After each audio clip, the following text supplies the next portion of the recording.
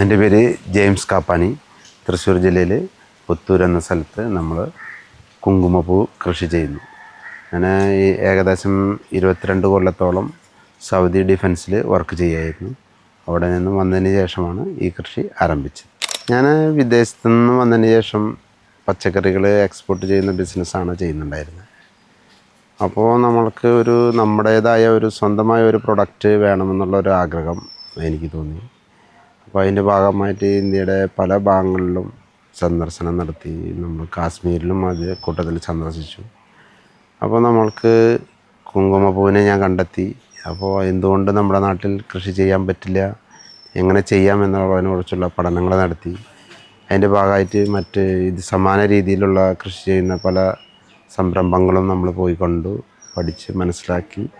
അങ്ങനെ നമുക്ക് ഇത് ചെയ്യാമെന്നുള്ളത് ഉറച്ച് നമ്മളിവിടെ സ്റ്റാർട്ട് ചെയ്തു. ഇവിടെ നമ്മൾ വിത്ത് കൊണ്ടുവച്ച് കഴിഞ്ഞാൽ ഏകദേശം 3 മാസത്തിനുള്ളിൽ തന്നെ നമ്മൾക്ക് ഇതിൻ്റെ വിളവെടുപ്പ് നടത്താവുന്നതാണ്.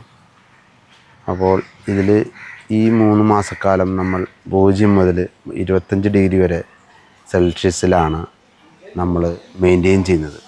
അപ്പോൾ കാശ്മീരിന് ആനുപാതികമായ കാലാവസ്ഥ ഓരോ ദിവസവും ഓരോ പകലും രാത്രിയും വ്യത്യസ്ത രീതിയിൽ ക്രമീകരിച്ചുകൊണ്ടാണ് നമ്മൾ ഈ കൃഷി രീതി ചെയ്യുന്നത്. അതുപോലെ തന്നെ മറ്റ് oxygen, carbon dioxide, lux, ഇതെല്ലാ കാര്യങ്ങളും നമ്മൾ മെയിൻറ്റെയിൻ ചെയ്തുകൊണ്ടാണ് ഈ കൃഷി ചെയ്യുന്നത്. ഇതാണ് നമ്മുടെ യൂണിറ്റ്. ഏകദേശം 150 സ്ക്വയർ ഫീറ്റ് ഉള്ളതാണ്. നിങ്ങൾ കാണാവുന്നതാണത്.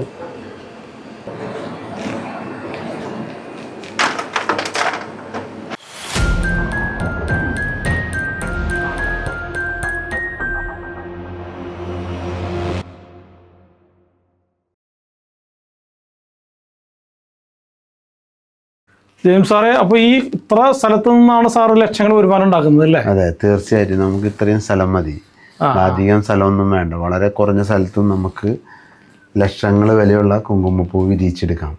ഇത് നമുക്ക് വളരെ ചെറിയൊരു സ്ഥലമാണ്. നമ്മൾ ആവശ്യമായ ട്രേ, ഇത് ചട്ടിയിലാണ് ക്രമീകരിച്ചിരിക്കുന്നത്. ഇപ്പുറത്തെ സൈഡിൽ നമ്മൾ ട്രേയിലാണ് സജ്ജീകരിക്കുന്നത്. നമ്മുടെ ഇവിടെ കിട്ടുന്ന എല്ലാവരുടെയും സ്ഥലത്ത് കിട്ടുന്ന മണ്ണിനെ തന്നെ നമ്മൾ ആവശ്യമായ രീതിയിൽ ക്രമീകരിക്കുകയാണ് ചെയ്യുന്നത്. അതായത് ന്യൂട്രീഷൻസ് എല്ലാം ഈ മണ്ണിൽ ആഡാണ് ചെയ്യുന്നത്. ആഡ് ചെയ്ത് നമ്മൾ വിത്ത് നട്ട് വിരിഞ്ഞ് ഇപ്പോൾ മൾട്ടിപ്ലിക്കേഷൻ സ്റ്റേജിലാണ്. അപ്പോൾ ഒന്നിൽ നിന്നും നിങ്ങൾക്ക് കാണാവുന്നതാണോ, ഒന്നിലധികം ചെടികൾ ഉണ്ടായി നിൽക്കുന്നുണ്ട്. കണ്ടോ, ഇതിൽ നിന്ന് നമുക്ക് ഏകദേശം 1, 2, 3, 4, 5 ചെടികൾ നമുക്ക് അടുത്ത വർഷത്തേക്കായിട്ട് കിട്ടും. അതുപോലെ തന്നെ ഇതിൽ നിന്നും കിട്ടുന്നത് 3 ചെടികളായിരിക്കും. അപ്പോൾ ഇതിൻ്റെ വളർച്ച കഴിഞ്ഞു. ഇത് വെജിറ്റേറ്റീവ് പീരീഡ് കഴിഞ്ഞ് ഡോർമൻസിലേക്ക് പോയിക്കൊണ്ടിരിക്കുകയാണ്. അപ്പോൾ എത്ര പ്രായമായിട്ടുള്ളതാണ് സാറേ? ഇത് ഏകദേശം ഇപ്പോൾ ഒരു 7 മാസം പ്രായമുള്ളതാണ്. ഇതിൻ്റെ വളർച്ച അന്തിമഘട്ടത്തിലാണ്.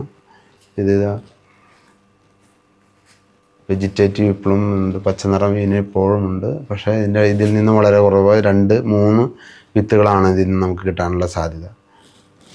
ഈ മണ്ണൊക്കെ നമ്മുടെ നാട്ടിലെ മണ്ണ് തന്നെയാണല്ലേ? ഇതെല്ലാം നമ്മുടെ നാട്ടിലെ മണ്ണ് തന്നെയാണ് ഇതിൽ വെച്ചിരിക്കുന്നത്. ഇപ്പം നാട്ടിലെ മണ്ണിലും ഇത് ഉണ്ടാവും. അതിന് പക്ഷേ നമ്മൾ ആവശ്യമായ ക്രമീകരണങ്ങൾ നടത്തണം. അതായത് ഇതിൽ മൂലകങ്ങൾ ആഡ് ചെയ്യണം ഇതിലേക്ക് ആവശ്യമായത്.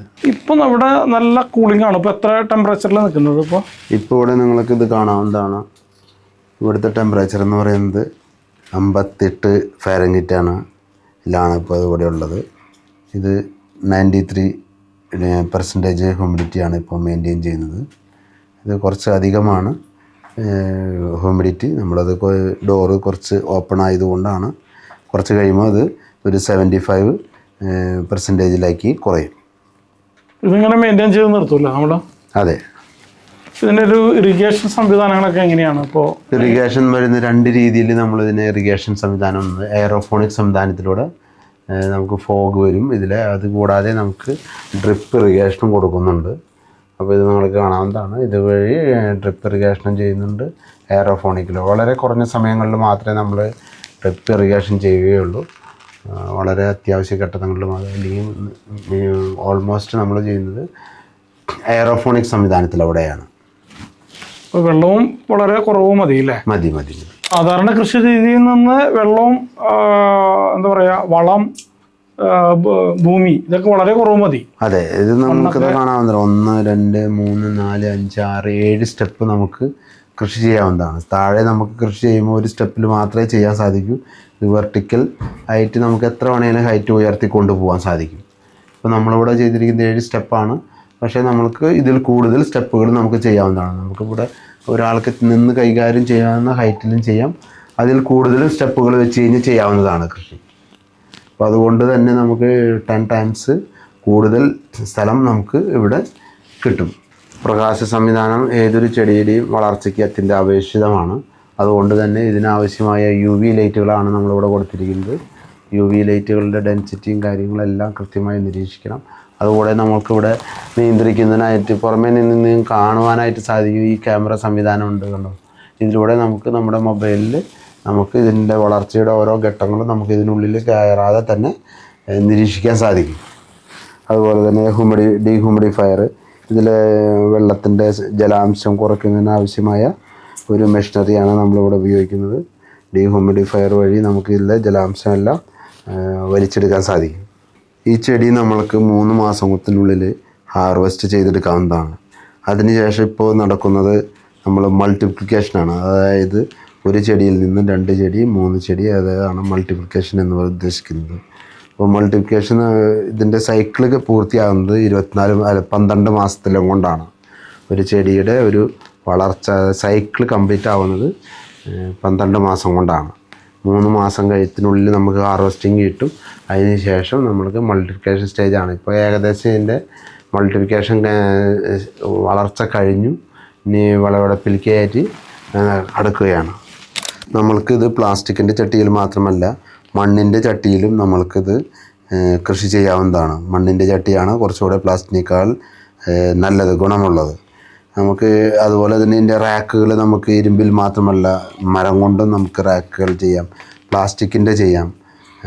അങ്ങനെ പല രീതിയിലും നമ്മൾക്ക് ഏതാണോ കിട്ടാനായിട്ട് നമ്മുടെ അടുത്ത് കിട്ടാനായിട്ട് അനുയോജ്യമായിട്ടുള്ള ഏത് മെറ്റീരിയലാണ് എന്നുണ്ടെങ്കിൽ അത് നമുക്ക് ഉപയോഗിക്കാവുന്നതാണ്.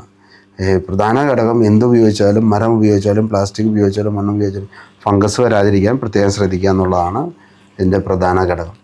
ഇതാണ് സഫ്രോൺ കോൺസ് പറയുന്നത്. ഇതിൽ നിന്നാണ് നമുക്ക് ഡയറക്റ്റ് ഫ്ലവർ വരുന്നത്. ഫ്ലവർ വന്നതിന് ശേഷം അതിൻ്റെ സ്റ്റെമ്മാണ് നമ്മൾ ഉപയോഗിച്ച് കുങ്കുമപ്പൂ എന്ന് പറഞ്ഞ് വിപണിയിലെത്തിക്കുന്നത്. ഇത് ഏകദേശം 3 മാസത്തിന് ശേഷം നമുക്ക് പൂക്കൾ വിരിയുന്നതാണ്. മണ്ണില്ലാതെയാണ് നമ്മൾ പൂക്കൾ വിരിയുന്ന 4 മാസത്തോളം ഇതിനെ സംരക്ഷിക്കുന്നത്. മണ്ണിൻ്റെ ആവശ്യമില്ല ഇതിന്. ഇതുപോലെ ഈ ട്രയൽ ഇങ്ങനെ ഇരുന്നാൽ മതി. ഇത് തന്നെ ഇവിടെ നിന്നും സ്പൗട്ട് വന്ന് പൂക്കൾ വിരിയുന്നതാണ്. ഈ കൃഷിയിൽ വിത്ത് തിരഞ്ഞെടുക്കുന്നത് ഒരു പ്രധാന ഘടകമാണ്. വിത്ത് നമ്മൾ വളരെ സൂക്ഷ്മതയോടുകൂടി തിരഞ്ഞെടുക്കണം.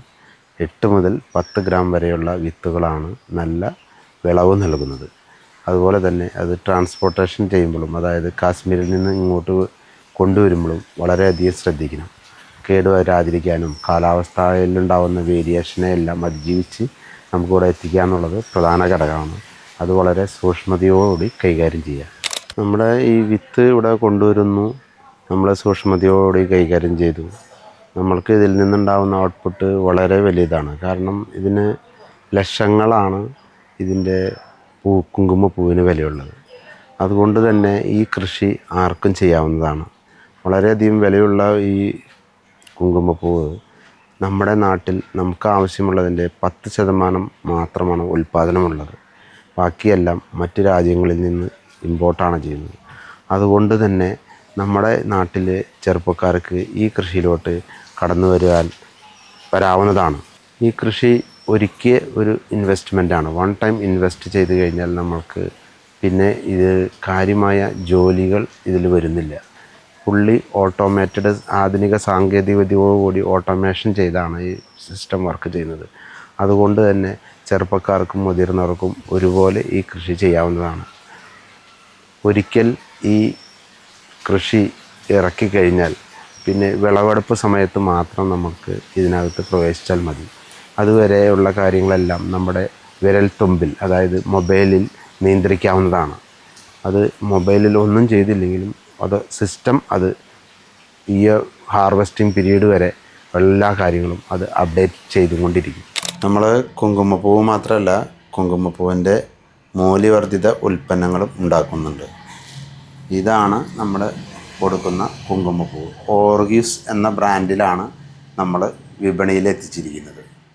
കൂടാതെ നമ്മൾ കുങ്കുമപ്പൂവ് ചേർത്ത ഓയിൽ കുട്ടികൾക്ക് മുതിർന്നവർക്കും ഒരുപോലെ ഉപയോഗിക്കാവുന്നതാണ്. ഇതൊരു ആൻറ്റി ഓക്സിഡൻ്റ് ആയതുകൊണ്ട് ധാരാളം ഗുണങ്ങൾ ഇതിൽ അടങ്ങിയിട്ടുണ്ട്. അതുപോലെ തന്നെ നമ്മൾ കുങ്കുമപ്പൂവ് ചേർത്ത തേന് നിങ്ങൾക്ക് എല്ലാവർക്കും അറിയാം, വളരെയധികം ഔഷധ ഗുണമുള്ള ഒരു ഉൽപ്പന്നമാണ്. അതുകൂടാതെ നമ്മൾ ഇതിൽ കുങ്കുമപ്പൂവ് ആഡ് ചെയ്തിട്ടുള്ള തേനാണ് ഇറക്കുന്നത്. മറ്റൊരു ഉൽപ്പന്നമാണ് നമ്മുടെ സോപ്പ്. 100% നാച്ചുറലായ സോപ്പാണ്. ഇതിൽ നമ്മൾ കുങ്കുമപ്പൂവ് ആഡ് ചെയ്താണ് വിപണിയിൽ എത്തിച്ചിരിക്കുന്നത്. കൂടാതെ നമ്മൾ ധാരാളം എസൻഷ്യൽ ഓയിലുകളും വിപണിയിൽ ഓർഗീസ് എന്ന ബ്രാൻഡിൻ്റെ കീഴിൽ വിപണിയിൽ എത്തിച്ചിട്ടുണ്ട്. Lemon grass oil, Citroen oil, almond oil തുടങ്ങി ധാരാളം ഓയിലുകൾ നമ്മൾ വിപണിയിൽ എത്തിച്ചിട്ടുണ്ട്. നിങ്ങൾക്ക് ഇതിലെ ഏത് ഓയിലും നമുക്ക് നമ്മുടെ വെബ്സൈറ്റിൽ അവൈലബിളാണ്, വാങ്ങാവുന്നതാണ്. നമ്മുടെ ഈ കൃഷി സംസ്ഥാനത്ത് വ്യാപിപ്പിക്കുന്നതിൻ്റെ ഭാഗമായി നമ്മളൊരു ട്രെയിനിങ് പ്രോഗ്രാം ഇവിടെ തുടങ്ങിയിട്ടുണ്ട്. അപ്പോൾ 10 മോഡ്യൂളുള്ള ഒരു ദിവസത്തെ ട്രെയിനിങ് ഉണ്ട്. അതുകൂടാതെ 50 മോഡ്യൂളുള്ള 30 ദിവസത്തെ ഹൈബ്രിഡ് കോച്ചിങ്ങും നമ്മൾ പ്രൊവൈഡ് ചെയ്യുന്നുണ്ട്. അപ്പോൾ നിങ്ങൾക്ക് താല്പര്യമുള്ളവർക്ക് ഈ കോച്ചിങ്ങിലൂടെ നമ്മുടെ സംസ്ഥാനത്തിൻ്റെ സമ്പദ് വ്യവസ്ഥയെ ഉത്തേജിപ്പിക്കുന്നതിന് വളരെയധികം സാധ്യതയുള്ള ഒരു കൃഷിയാണ് കുങ്കുമപ്പൂവിൻ്റെ കൃഷി. അപ്പോൾ താല്പര്യമുള്ളവർക്ക് കോൺടാക്റ്റ് ചെയ്യാം. നമ്മൾ അതിനാവശ്യമായ എല്ലാവിധ സപ്പോർട്ടും ചെയ്യുന്നതാണ്. പ്രിയരെ, കടുകുമണിയുടെ വീഡിയോകൾ ഇഷ്ടമായാൽ കൂടെ ഉണ്ടാവും.